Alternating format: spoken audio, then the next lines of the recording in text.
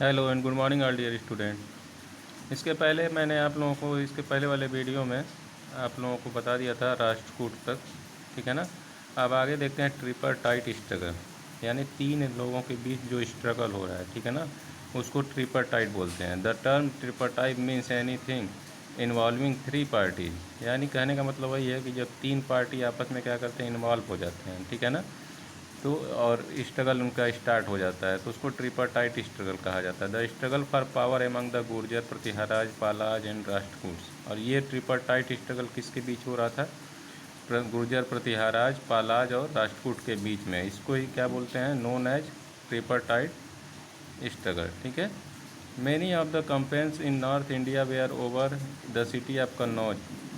जो कन्नौज सिटी थी, ठीक है ना, उस पर बहुत सारे कंपेन, यानी नॉर्थ इंडिया का जो कन्नौज था उस पर बहुत सारे लोग अपना अधिकार जमाना चाह रहे थे। This was because it was situated at such A situation that whoever controlled Kannauj controlled Ganga valley, a very fertile reason.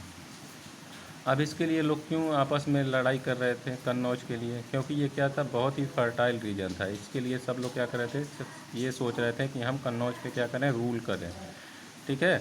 In the early decades of 8th century Kannauj was ruled by Ayudha rulers.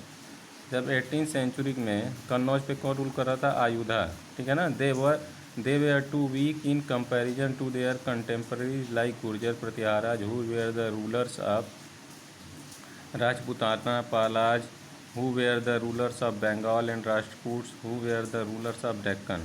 यानी कहने का मतलब आयुधा कहाँ पे रूल कर रहे थे? ये आपका कर रहे थे कन्नौज में। वहीं जो गुर्जर प्रतिहारा थे वो कहाँ राज कर रहे थे? राजपूताना, ठीक है ना। पालाज कहाँ कर रहे थे? वेस्ट बंगाल। राष्ट्रकूट कहाँ कर रहे थे? जो साउथ का जो डेक्कन प्लेट्यू जो वहाँ पे। दे वर बाउंड टू बो बिफोर देयर पावरफुल कंटेम्प्रेरी। इन तीनों के बीच में आपस में हमेशा क्या रहता था?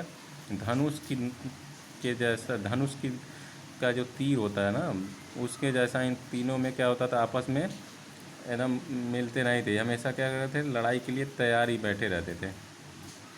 It resulted in regular conflict among the three powers. इसके वजह से क्या हुआ, इन तीन पावर्स के बीच में हमेशा कुछ न कुछ कॉन्फ्लिक्ट, यानी कि मसला रहता ही था।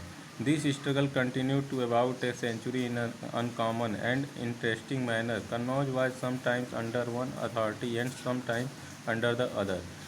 और जो कन्नौज था वो क्या होता था, हर जितने भी रूलर होते थे वो चाहते थे कि हम कन्नौज पे ही रूल करें, ठीक है ना। वो एरिया जो था बहुत ही फर्टाइल था, इसकी वजह से तो वहाँ पे हमेशा कोई ना कोई दूसरा राज करता था। एक आता था, फिर उसको दूसरा क्या करता था, हरा देता था, फिर तीसरा आता था, ऐसे चलता रहता था, ठीक है ना।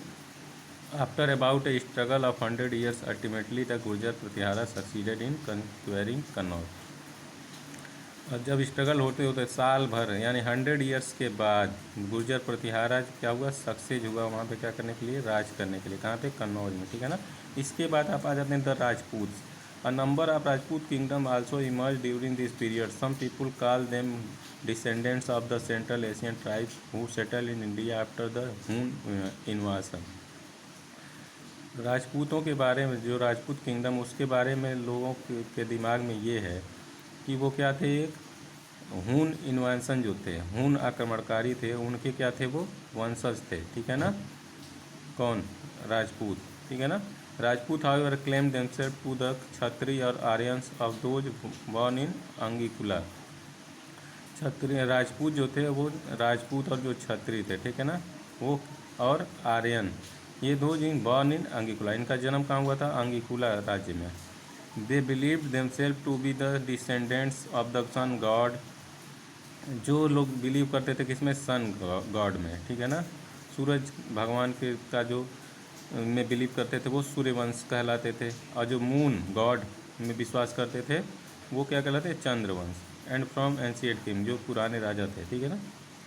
The prominent Rajput rulers were, बहुत सारे प्रोमिनेंट, ठीक है, रूलर्स थे राजपूतों में, जिनमें सबसे पहले तोमर्स थे, सोलंकीज थे, चौहान, परमाराज, चंदेल और गहादवलस, ये लोग राजपूत थे, ठीक है ना। इसके भी अब फिर आ जाते हैं आगे, Tomars. The Tomars rose to power in the 8th century. जो तोमर का पावर था वो 8th सेंचुरी में था। They founded the city of Delhi का। ये इन्होंने एक सिटी बनाई थी जिसका नाम था दिल्ली का। आज के टाइम में वो दिल्ली को बोला जाता है, ठीक है ना, उसको दिल्ली बोला जाता है। They were small rulers of parts of Delhi and Haryana. They were defeated by the Chauhanas. ये जो तोमर्स थे कहाँ राज करते थे? दिल्ली और हरियाणा के एरिया में। उनको किसने हराया था? चौहान ने, ठीक है। फिर चौहान आ जाते हैं। The area of influence of the Chauhan was Delhi and Ajmer. जो चौहान अपना राज करते थे कहाँ पर करते थे? दिल्ली और अजमेर के एरिया में। द मोस्ट इम्पॉर्टेंट चौहान आज रूलर व पृथ्वीराज चौहान। चौहान वंश का जो सबसे बड़ी अच्छा इंपॉर्टेंट रूलर था वो कौन था? पृथ्वीराज चौहान। और ये कब से कब तक राज किया था? 1179 से 1192 AD तक, ठीक है। It was during this his rule that Mohammad Ghori attacked India. जब तक मोहम्मद गोरी ने अटैक नहीं किया था तब तक ये अपना वहाँ पे राज करता था। Prithviraj Chauhan defeated his invader in 1191 in the battle of Tarain. Prithviraj Chauhan ने मोहम्मद गोरी को 1191 के बैटल में क्या किया था? जो तराई का बैटल हुआ था उसमें हरा दिया था। But he committed a grave mistake. लेकिन उससे बहुत बड़ी मिस्टेक ये हुई, he did not force to get Punjab freed from the इन्वाडर।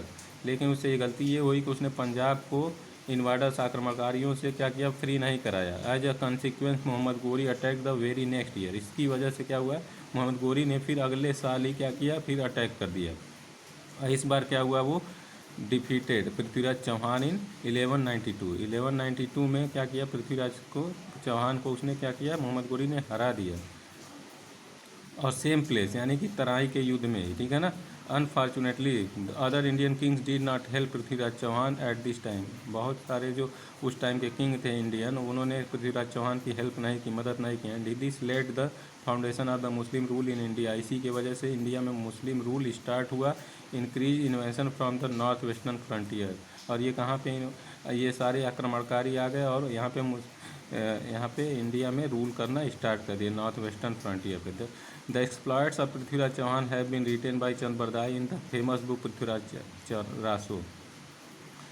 अब इनके बारे में पृथ्वीराज चौहान का जो एक्सप्लॉयट्स हो गया उसके बारे में किसने लिखा है? चंद बरदाई ने लिखा हुआ अपनी जो फेमस बुक है। उस फेमस बुक का नाम है क्या? पृथ्वीराज रासो, ठीक है ना। यहाँ तक इस वीडियो में ठीक बता दिया आप लोग, इसको रीड करते रहिए, ठीक है ना। Thank you.